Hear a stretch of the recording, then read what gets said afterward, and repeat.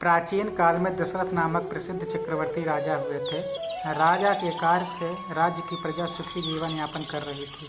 सर्वत्र सुख और शांति का माहौल था। उनके राज्यकाल में एक दिन ज्योतिषियों ने शनि को कृतिका नक्षत्र के अंतिम चरण में देखकर कहा कि अब यह शनि रोहिणी नक्षत्र का भेदन कर जाएंगे, जिससे रोहिणी सकट भेदन भी कहा जाता है। शनि का रोहिणी में जाना देवता और असुर दोनों के लिए कष्टकारी और भय प्रदान करने वाला है तथा रोहिणी सकट भेदन से 12 वर्ष तक अत्यंत दुखदायी अकाल पड़ता है। ज्योतिषियों की यह बात जब राजा ने सुनी तथा इस बात से अपने प्रजा की व्याकुलता देखकर राजा दशरथ वशिष्ठ ऋषि तथा प्रमुख ब्राह्मणों से कहने लगे, हे ब्राह्मणों, इस समस्या का कोई समाधान शीघ्र ही मुझे बताइए। इस पर वशिष्ठ जी कहने लगे, शनि के रोहिणी नक्षत्र में जो भेदन होने से प्रजाजन सुखी कैसे रह सकते हैं। इस योग के दुष्प्रभाव से तो ब्रह्मा एवं इंद्रादि देवता भी रक्षा करने में असमर्थ हैं। वशिष्ठ जी के वचन सुनकर राजा सोचने लगे कि यदि वे इस संकट की घड़ी को न टाल सके तो उन्हें कायर कहा जाएगा। अतः राजा विचार करके साहस बटोरकर दिव्य धनुष तथा दिव्य आयुधों से युक्त होकर अपने रथ को तेज गति से चलाते हुए चंद्रमा से भी 3 लाख योजन ऊपर नक्षत्र मंडल में ले गए। मणियों तथा रत्नों से सुशोभित स्वर्ण निर्मित रथ में बैठे हुए महाबली राजा ने रोहिणी के पीछे आकर रथ को रोक दिया। श्वेत अश्व से युक्त और ऊंची ऊंची ध्वजाओं से सुशोभित मुकुट से जड़े हुए बहुमूल्य रत्नों से प्रकाशमान राजा दशरथ उस समय आकाश में दूसरे सूर्य की तरह चमक रहे थे। शनि को कृतिका नक्षत्र के पश्चात रोहिणी नक्षत्र में प्रवेश का इच्छुक देखकर राजा दशरथ बाण युक्त धनुष कानों तक खींचकर भ्रुकुटियां तानकर शनि देव के सामने डटकर खड़े हो गए। अपने सामने देव असुरों के संहारक अस्त्रों से युक्त दशरथ को खड़ा देखकर शनि थोड़ा डर गए और हंसते हुए राजा से कहने लगे, हे राजेंद्र, तुम्हारे जैसा पुरुषार्थ मैंने किसी में नहीं देखा, क्योंकि देवता, असुर, मनुष्य, सिद्ध विद्याधर और सर्प जाति के जीव मेरे देखने मात्र से ही भयग्रस्त हो जाते हैं। हे राजेंद्र, मैं तुम्हारी तपस्या और पुरुषार्थ से अत्यंत प्रसन्न हूँ। अतः हे रघुनंदन, जो तुम्हारी इच्छा हो वर मांग लो, मैं तुम्हें दे दूंगा।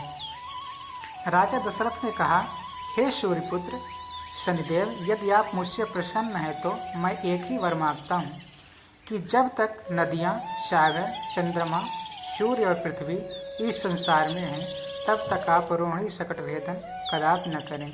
मैं केवल यही वर मांगता हूँ और मेरी कोई इच्छा नहीं है। ऐसा वर मांगने पर शनि ने एक वस्तु कहकर वर दे दिया। इस प्रकार शनि से वर प्राप्त करके राजा दशरथ अपने को धन्य समझने लगे। शनिदेव बोले, मैं तुमसे बहुत ही प्रसन्न हूँ, तुम और भी वर मांग लो। तब राजा दशरथ प्रसन्न होकर शनिदेव से दूसरा वर मांगा। शनिदेव कहने लगे, हे दशरथ, तुम निर्भय रहो, 12 वर्ष तक तुम्हारे राज्य में कोई भी अकाल नहीं पड़ेगा। तुम्हारी यश कीर्ति तीनों लोक में फैलेगी। ऐसा वर पाकर राजा प्रसन्न होकर धनुष बाण रथ में रखकर सरस्वती देवी तथा गणपति का ध्यान करके शनिदेव की स्तुति इस प्रकार करने लगे। दशरथ शनि स्रोत के माध्यम से प्रार्थना की कि जिनके शरीर का रंग भगवान शंकर के समान कृष्ण तथा नीला है, उन शनिदेव को मेरा नमस्कार है। इस जगत के लिए कालग्नि एवं कृत्यांत रूप शनिश्चराय को पुनः पुनः नमस्कार है। जिनका शरीर कंकाल जैसा मांसहीन तथा जिनकी दाढ़ी, मूंछ और जटा बढ़ी हुई है, उस शनिदेव को नमस्कार है। जिनके बड़े बड़े नेत्र, पीठ में सटा हुआ पेट तथा भयानक आकार वाले शनिदेव को नमस्कार है। जिनके शरीर दीर्घ है, जिनके रोए बहुत मोटे हैं, जो लंबे चौड़े किंतु जर्जर शरीर वाले हैं तथा जिनके दाढ़े काल रूप हैं, उन शनिदेव को बार बार नमस्कार है। हे शनिदेव, आपके नेत्र कोटर के समान गहरे हैं, आपकी ओर देखना कठिन है, आप रौद्र, भीषण और विकराल हैं, आपको मेरा नमस्कार है। सूर्य नंदन भास्कर पुत्र, अभय देने वाले देवता, वली मुख, आप सब कुछ भक्षण करने वाले हैं, ऐसे शनिदेव को प्रणाम है। आपकी दृष्टि अधोमुखी है, आप संवर्तक, मंदगति से चलाने वाले तथा जिसका प्रतीक तलवार के समान है, ऐसे शनिदेव को पुनः पुनः नमस्कार है। आपने तपस्या से अपनी देह को तप्त कर लिया है। आप सदा योगाभ्यास से तत्पर, भूख से आतुर और अतृप्त रहते हैं। आपको सर्वदा नमस्कार है। जिसके नेत्र की ज्ञान है, कश्यप नंदन सूर्यपुत्र शनिदेव, आपको नमस्कार है। आप संतुष्ट होने पर राज्य दे देते हैं और रुष्ट होने पर उसे तत्क्षण छीन लेते हैं, वैसे शनिदेव को नमस्कार है। देवता, असुर, मनुष्य, सिद्ध, विद्याधर और नाग ये सब आपकी दृष्टि पड़ने पर समूल नष्ट हो जाते हैं, ऐसे शनिदेव को प्रणाम है। आप मुझ पर प्रसन्न होइए, मैं वर पाने योग्य हूँ और आपकी शरण में आया हूँ।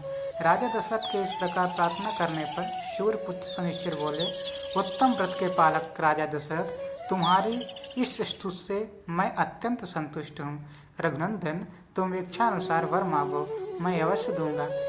दशरथ ने फिर बोला, प्रसन्नो वद मे सौरे वर देहि ममेश्युतम अद्य प्रभृत पिंघाक्ष पीड़ा देयम न कश्चिदित।